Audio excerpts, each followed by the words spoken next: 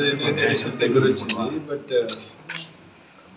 మేము మా ఫ్యామిలీ ఒక సన్నిహితులు అందరూ ఇంకా కలిసి ఒక నిర్ణయాన్ని త్వరలో రావాలని ఉంది. ప్రస్తుతం ఇంకా అది ఇంకా జరగలేదు. ఇంకా కొద్ది రోజుల్లో చూడాలి.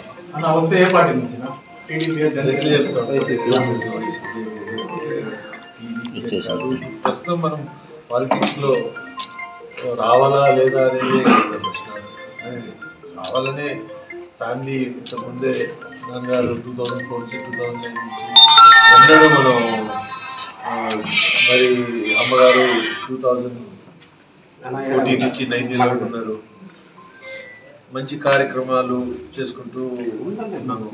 సో ఏ విధంగా డెఫినెట్గా చిత్తూరు జనాలు చూపించిన ఆప్యాయత మా పైన డెఫినెట్గా దృష్టి ఎన్నడికి ఉంటుంది.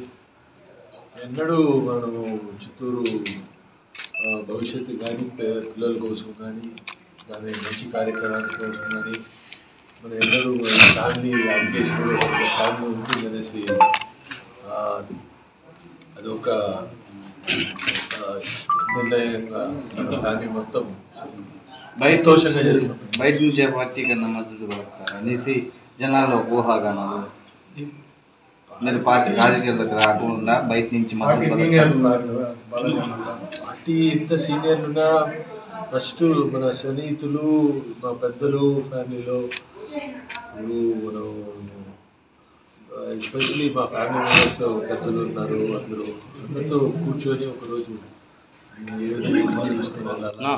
ఇప్పటికే కొన్ని పార్టీకి సంబంధించిన పెద్ద నేతలు అందరూ కూడా మిమ్మల్ని సంప్రదించారు. కొన్ని పార్టీకి మీకు వచ్చే అవకాశం అది మంచిగానే అనిపిస్తున్నాం. బట్ ఫ్యూచర్కి మన నిర్ణయం ఏ విధంగా ఉంటుందో అది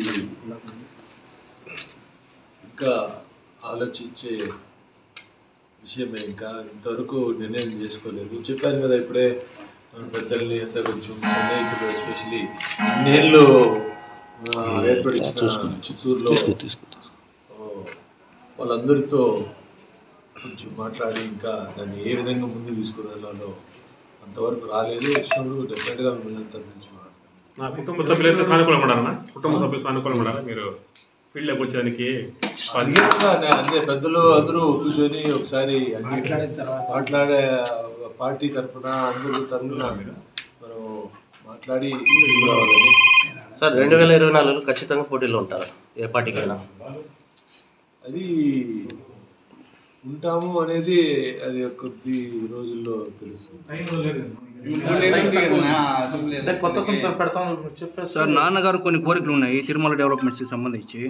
మీరు రాజకీయంగా వచ్చి అవి ఏమైనా పూర్తి చేసి రాజకీయంగా ఉన్నా లేకపోయినా అది డెఫినెట్గా అది చేయాల్సిందే. ఆయన ప్రత్యేకంగా మన గోల్డెన్ తాపత్రాలంతా వేసి మన తిరుమలని ఫినిష్ ఎలా ఉండింది అది లాస్ట్ కోరిక అనేది.